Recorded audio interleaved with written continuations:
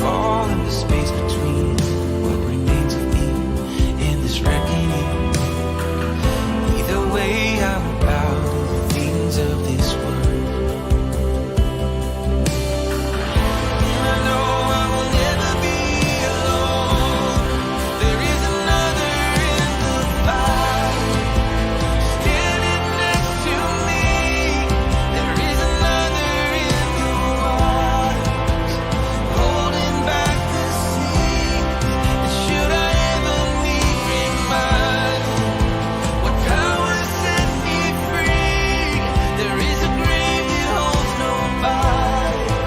Now the power that lives in thee, and I can see the light in the darkness as the darkness bows to him. I can hear the roar in the heavens as the space between whispers. I can feel the ground shake beneath us as the prison walls cave in. Nothing stands between us. Nothing stands between us.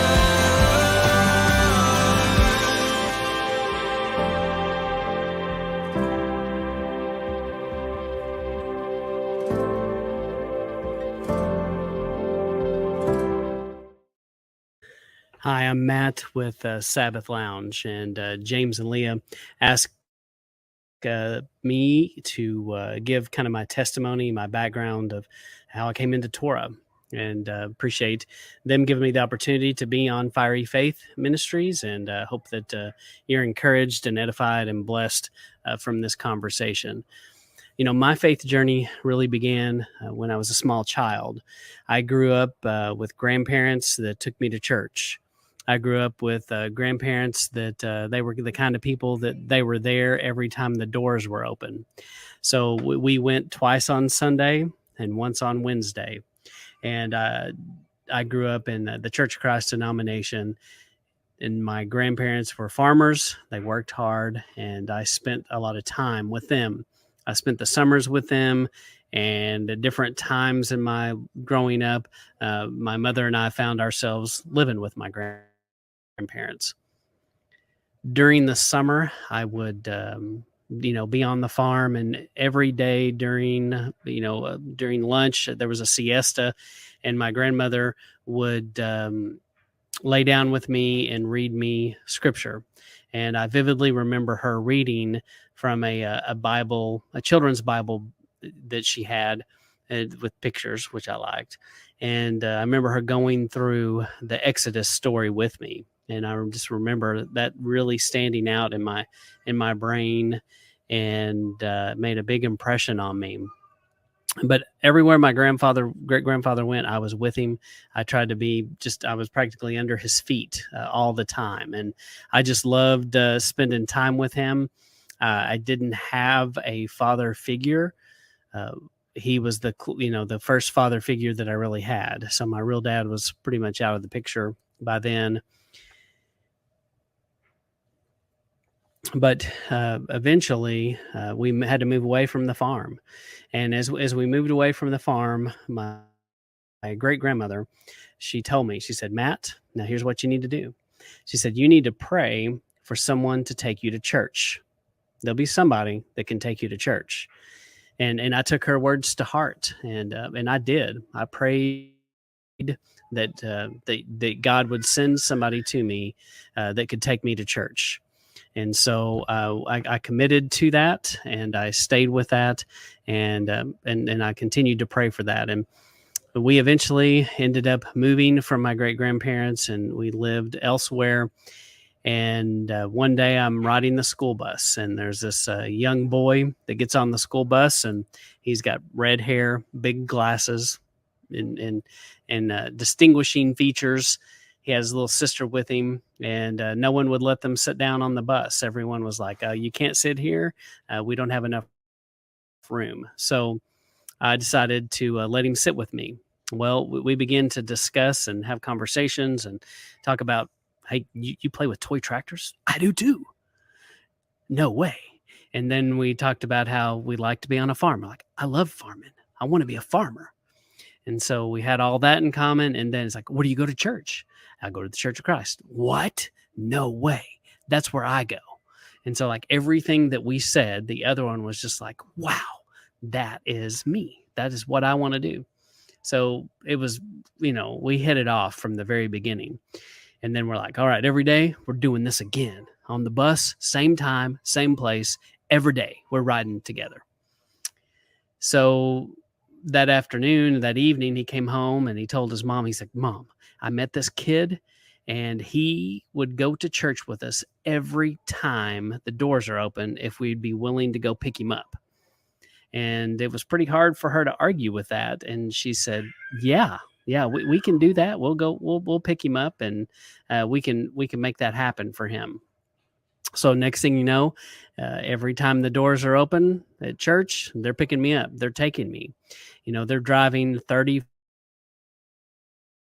40 minutes out of their way to pick me up and take me to church. And wherever they went to church, that's where I went to.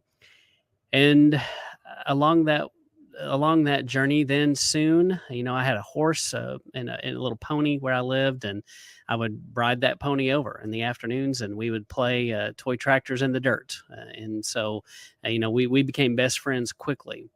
And my life was kind of crazy at home, and it wasn't what I knew that it should be. So I began to pray. Also, the first prayer worked out pretty good. I prayed, God, send me somebody to take me to church. Boom, it happened. So now I'm like, okay, what else can we do here? So I prayed that God would send me a father. And he did. And the second father, my first father spiritually was my great grandfather, Carl Chafin. And then my second father is Alvin Mowdy. And so Alvin, I spent a lot of time with Alvin, and the young man that I'm referring to is Gabe.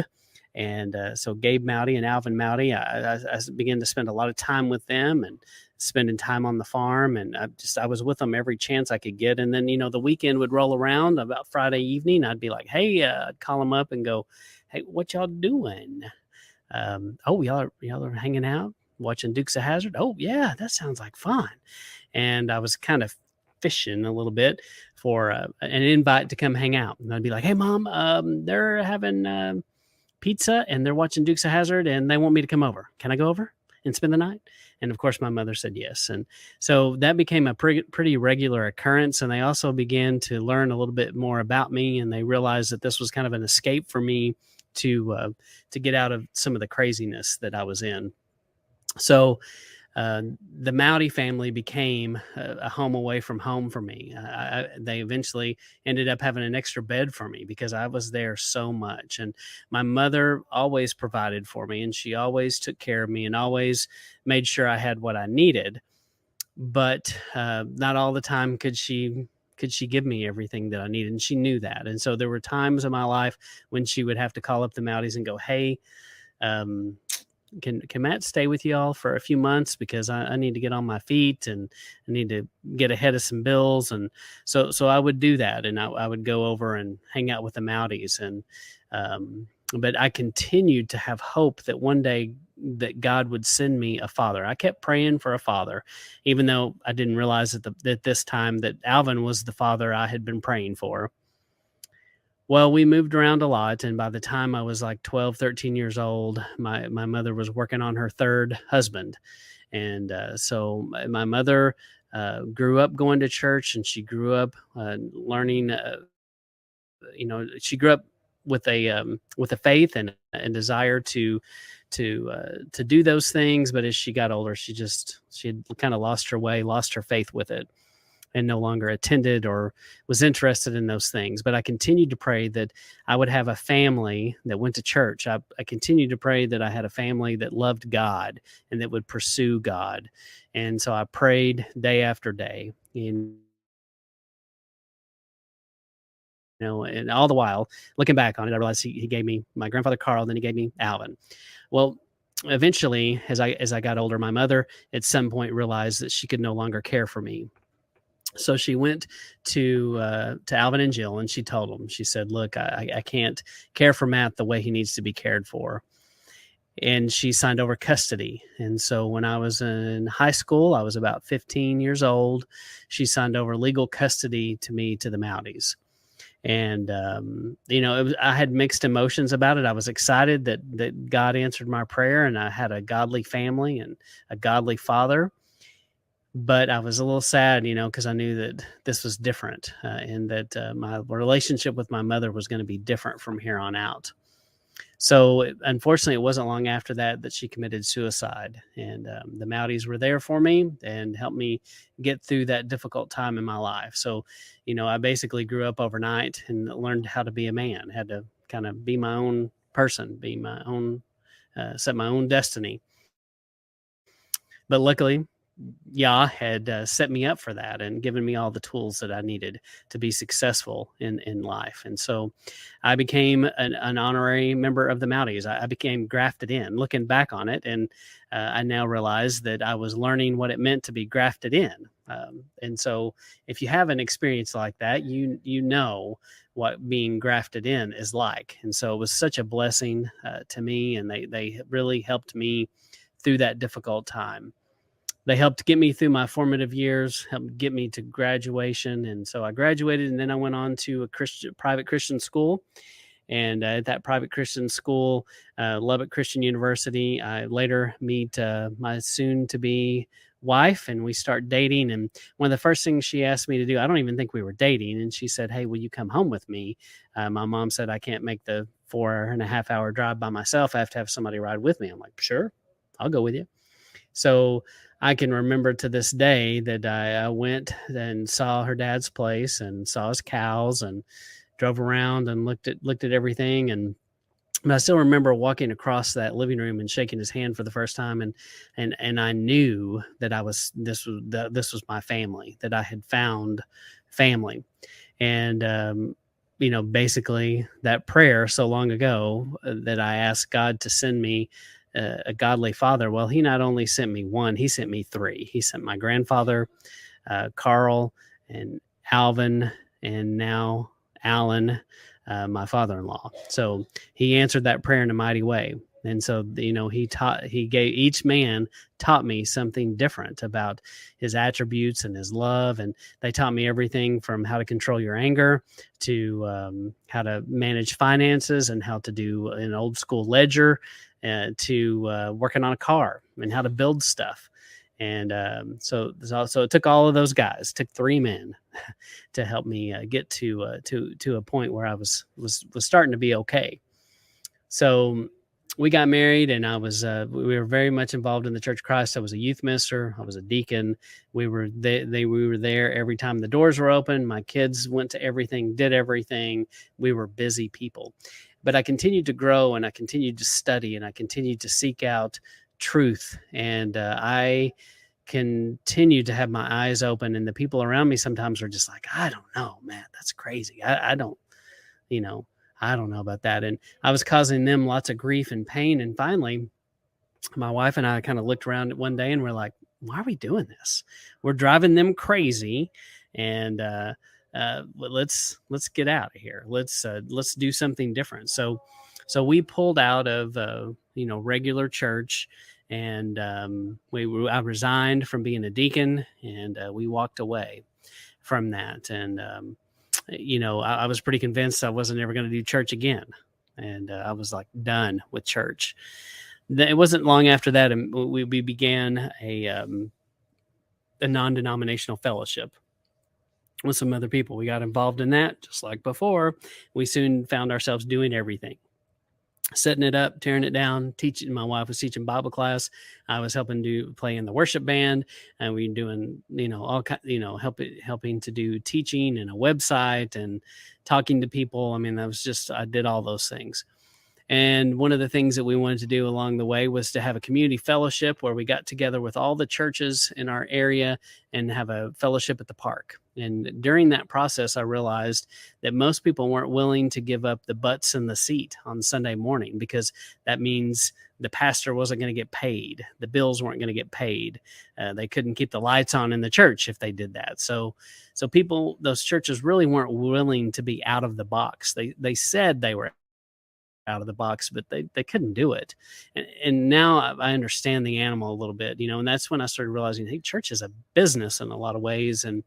And that made me start thinking about it. And we went through a time of prayer and fasting, and we finally came to the conclusion, hey, all the things that we left regular church for, we just came out and we did it all over again. It just it was a different flavor of church, but it was still church. It was still the same thing. So we broke out of that, and we began to do just like a home fellowship. And during this home fellowship, we studied, and we were still eating unclean. And during this process, we did this with my wife's parents.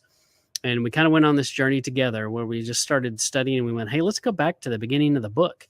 And we started reading Genesis, and we'd come to those passages like Passover where it says, do this forever. We're like, hey, what does that mean? Do this forever.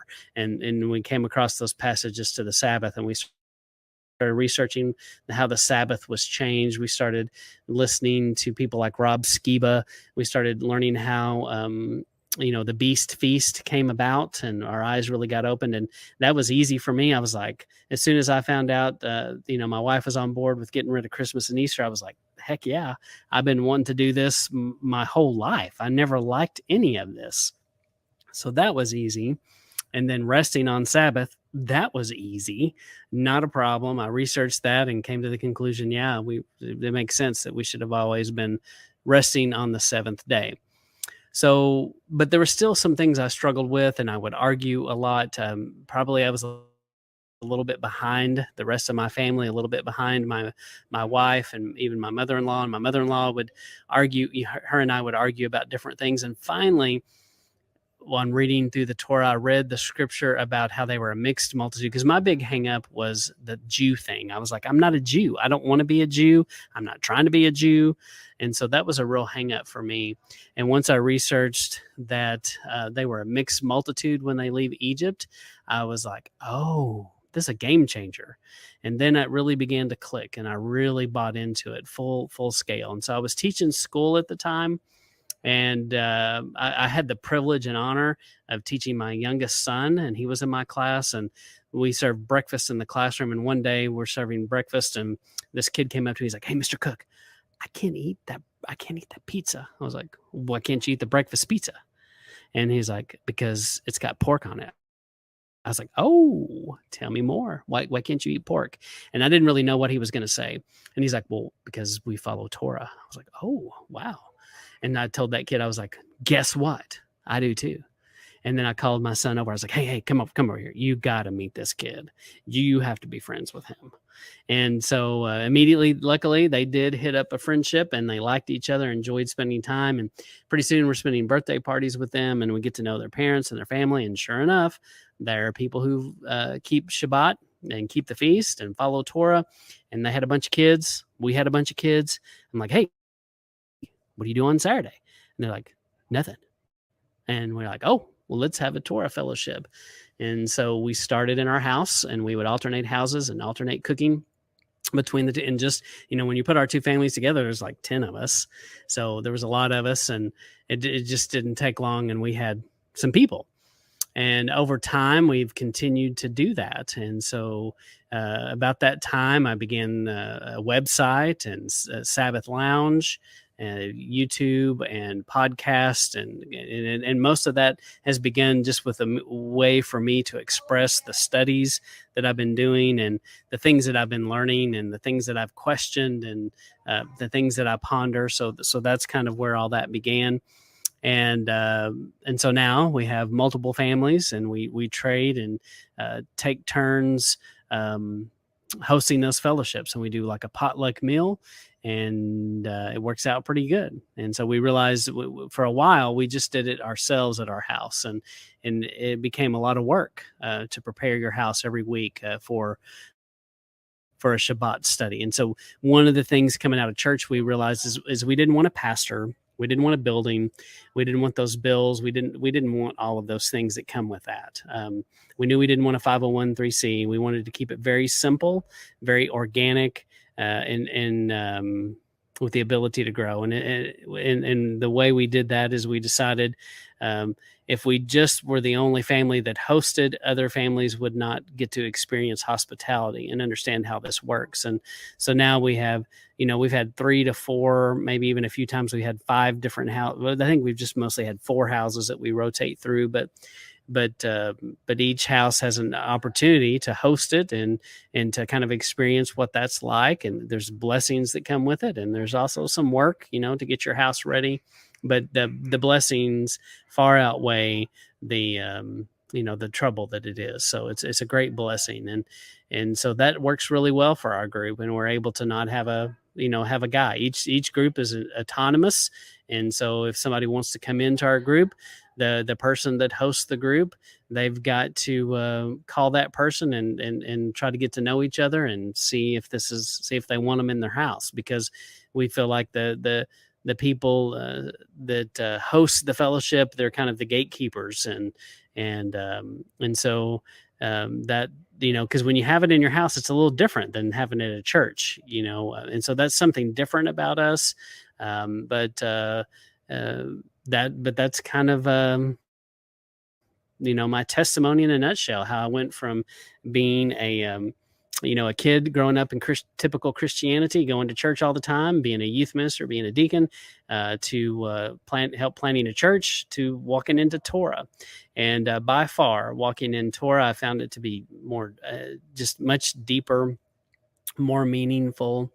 And the feast and the all of those things come to life, and you just see Yeshua all over everything. And so just a tremendous blessing to join this. And what I love about Shabbat is every Shabbat you're joining millions of people around the world, reading the same scripture at the same time, having the same discussions, and having people go, I don't remember that, and arguing about the same things. And some of those things, it's sometimes you can get in the weeds a little too much, and you have to find a balance. But such a rich blessing. And also I'm very thankful for the heritage that I have and the tradition that I grew up in. It did teach me to love the Bible and to love God's word. And I have many brothers and sisters, I have many brothers and sisters in my own family that still, are doing that. And I have nothing but love and respect for them, and we get along. And so I think that's the other thing that I've learned to do is try to be careful about what I say and how I say it and when I say it, and just pray for opportunities to be able to shed some light, because when you study the Torah like this, you do have some depth and knowledge that other people just don't have. People in traditional churches, they don't explore the Hebrew and they don't learn the traditions, and typically, and you can open up and shed some light for people who are willing. I think you just have to look for opportunities to speak a little bit of truth here and there. But a lot of us, it's easy to become the Torah terrorist, and so I definitely don't want to be that guy. But that's the hardest part, I think, when you walk into this. You get excited and you can't understand why everyone else can't see it. And not everyone is at the same place at the same time, and you weren't either. And so we serve a God that is very patient with us and very, very kind, very long suffering. And so if he's patient with us, we've got patient with our brothers and sisters. But that's a little bit about Matt Cook and his journey from along the way to get to Torah. And so we do have a podcast, a YouTube channel. It's called Sabbath Lounge. If you Google Sabbath Lounge, you will find it. And I'm also in the process of writing a book. And so some of the things that I talked about in here, it is in the book Becoming Jacob. And so Becoming Jacob will become available in the fall of 2023. And I'm doing that with Deborah Publishing. And so if you have a story, if you have something that's on your heart, especially that you think Yah has put on your heart, contact Deborah Publishing. She may be able to help you get your words into print. So everyone's got a story, and it needs to be told. So once again, I thank Fiery Faith Ministry and James and Leah for allowing us and asking us to be a part of this and to give our testimony. And it's such a powerful thing to be a part of. And I hope that you tune in to their channel and look at all the great things and the teachings and the partial portions that they do and the people that they have on. And I just pray that they continue to have great success. And once again, I thank you for allowing us to take a part of it.